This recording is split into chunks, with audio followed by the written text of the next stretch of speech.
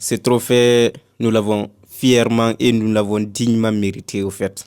Vous voyez, aujourd'hui, accumulant plus de 12 millions d'abonnés sur toutes les plateformes et occupant déjà la deuxième place de créateur de contenu le plus suivi en Guinée, c'est plus qu'une fierté. Si ça dépendait de la jury seulement, voilà, c'était obligatoire que tous les trophées qui ont été là-bas dans nos différentes catégories, j'allais les remporter. C'est sûr, t'en es sûr?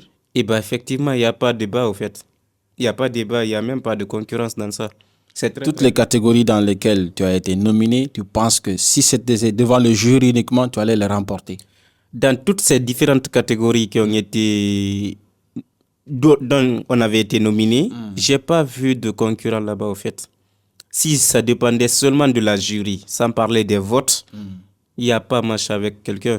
Mesdames et messieurs, bonsoir. C'est un plaisir pour moi de vous retrouver dans cette émission Incroyable Talent et vous présenter des incroyables talents comme d'habitude. Et notre invité du jour, c'est Nova Smith.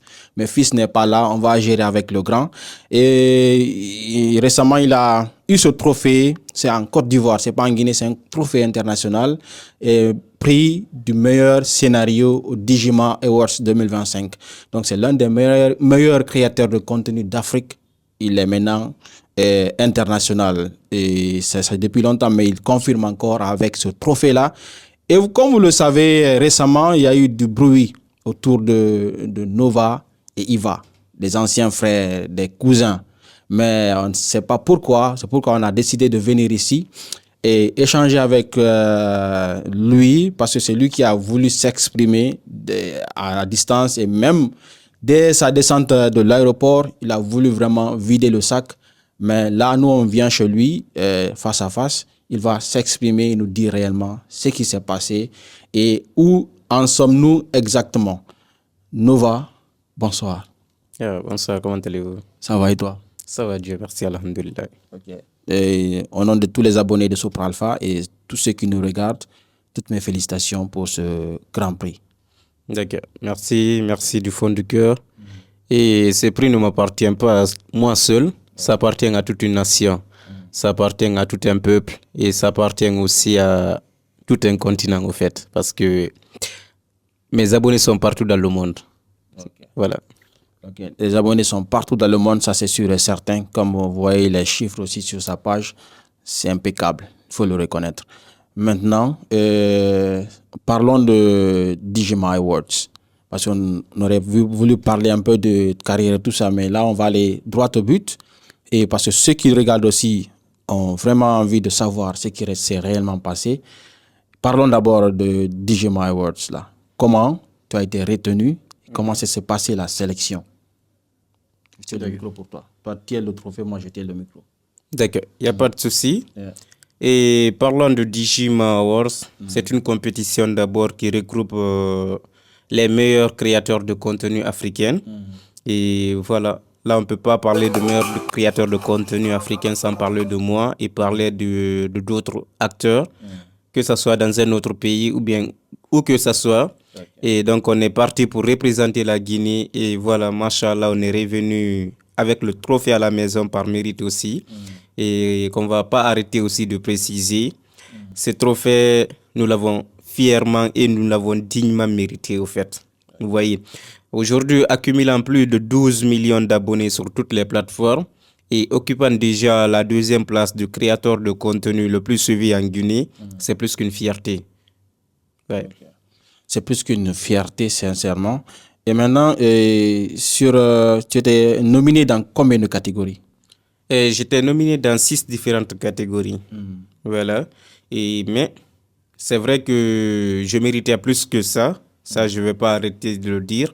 Et parce que, voilà, seulement à un certain niveau, il faut aussi que les votes comptent. Tu vois, non? Et si ça dépendait de la jury seulement, voilà, c'était obligatoire que tous les trophées qui ont été là-bas dans nos différentes catégories, j'allais les remporter. C'est sûr? T'en es sûr? Et bien, effectivement, il n'y a pas de débat, au fait. Il n'y a pas de débat, il n'y a même pas de concurrence dans ça. Toutes les catégories dans lesquelles tu as été nominé, tu penses que si c'était devant le jury uniquement, tu allais les remporter? Dans toutes ces différentes catégories qui ont été dont on avait été nominé, j'ai pas vu de concurrent là-bas, au fait. si ça dépendait seulement de la jury, sans parler des votes, il n'y a pas match avec quelqu'un, à condition que je l'offre. Nova arrête ça. C'est que tu dis qu'il n'y a pas de concurrents. Alors que c'est des concurrents qui sont là-bas, vous êtes partis à une compétition. Donc c'est des concurrents déjà. D'accord. Et pourquoi je dis que je n'ai pas de concurrents? Parce que dans mes différentes catégories, je n'ai pas d'abord vu. Parce que pour une compétition, il faut qu'on parle d'un nombre d'abonnés. Je n'ai pas vu un acteur dans ces différentes compétitions, au fait, qui peut se comparer à moi à x2 de nombre d'abonnés. Si on se base au niveau aussi de la qualité, il n'y a pas un acteur là-bas qui peut se comparer. Ici aussi, on parle au niveau du professionnaliste, il n'y a pas. On parle du niveau de la visibilité, il n'y a pas match. Donc, comme je l'ai dit, si on a perdu d'autres trophées, c'est par vote, pas par la jury. Tu vois, non? Mais on avait dit, je pense, que vote sur la plateforme, 30%. Vote sur Facebook, 10%. Maintenant, jury, 60%. Donc, pourquoi devant le jury, 60%, ça n'a pas pesé alors sur les autres, le nombre de votes qui n'a que 40% maximum?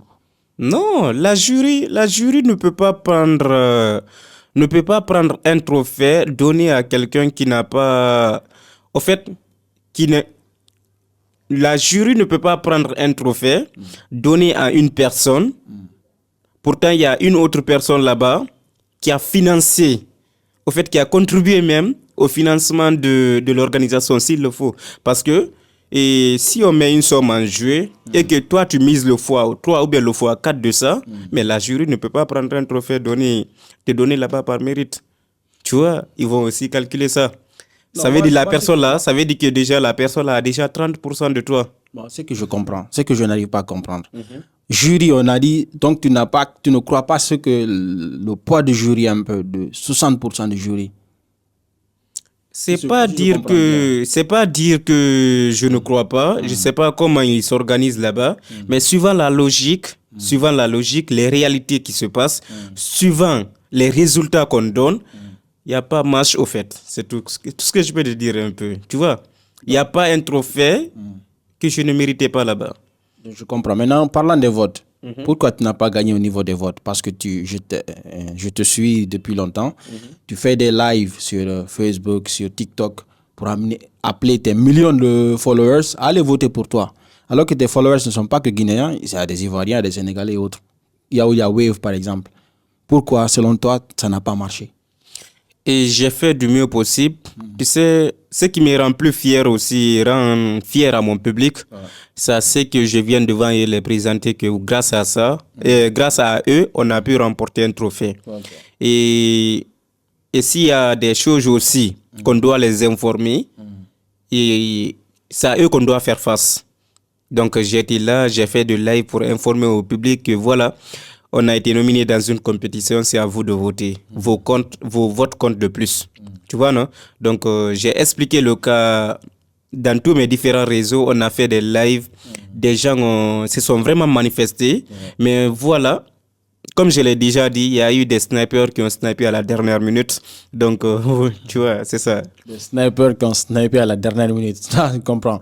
Maintenant, parlant un peu de la nomination, je pense que tu es parti là-bas à travers une recommandation de Yva Leroy, c'est ça? Parlant de Yva Leroy, là, il faut que je prenne un peu la parole au sérieux. D'abord, on parle petit à petit d'abord. Parlons de cette étape-là. Au niveau de la nomination, tu es parti là-bas à cette compétition sous une recommandation d'Yva Leroy, oui ou non? Oui, bien sûr. C'est sur une recommandation de Yva Leroy. Yva, il m'a contacté, il m'a dit, cousin, il y a une nomination qui est là. Et donc, voilà. Je vais t'envoyer le lien pour que tu t'inscrives. Tu t'es inscrit, tout s'est bien passé. Maintenant, je pense que quand vous êtes des créateurs de contenu guinéens, vous partez à l'extérieur pour représenter un peu la Guinée. Maintenant, qu'est-ce qui vous a poussé vraiment à partir là-bas, à rendre dispersé? Dès le départ, on a senti un peu que ça n'allait pas bien entre vous. Pourquoi? Et sur ce, Je peux parler maintenant? Oui, je tiens le micro pour toi. Voilà, sur ce, il y a plusieurs aspects, il y a plusieurs points qu'on doit d'abord toucher. Parce qu'à travers les posts seulement sur les publications que je fais, il y a beaucoup qui ne comprennent pas le message que je poste. Il y a plusieurs... D'abord au départ. Oui, voilà. Il y a plusieurs personnes aussi qui ne comprennent pas l'idée qui est dans ma tête. Et si je parle aujourd'hui dans cette émission, et je pense bien que ça serait aussi une première et une dernière fois que je touche ces points, mais il faut que j'éclaircisse beaucoup de choses. Donc, toutes les personnes qui sont là à me regarder, toutes les personnes qui nous suivent actuellement, portez beaucoup attention. Ne jugez pas seulement les écrits, jugez la réalité. Donc, pour commencer dès le début, je vais d'abord parler de Yves Leroy.